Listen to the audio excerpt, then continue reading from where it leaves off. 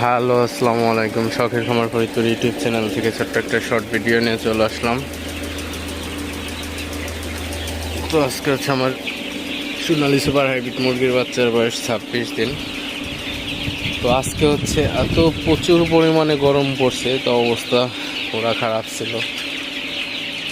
তো এমনিতেই সকাল থেকে কোনো কারেন্ট ছিল না, তো এখন বিকাল 4টা বাজে, এখন কারেন্ট আসলো। তো আপনারা দেখতে পাচ্ছেন আমি ফ্যান সেট করে দিছি এবং বড় ফ্যানও সেট করে দিছি অলরেডি। তো মুরগির বাচ্চাগুলো একদম গরমে অবস্থা খারাপ হয়ে যাওয়ার পর্যায়ে। তো আপনাদের যাদের সোনালি শেড আছে, অবশ্যই আপনারা এই গরমের মধ্যে বিকল্প হিসেবে অনেক খামারিরাই জেনারেটর ব্যবহার করেন, এবং আমার এখানে আমি জেনারেটর ব্যবহার করি না, কিন্তু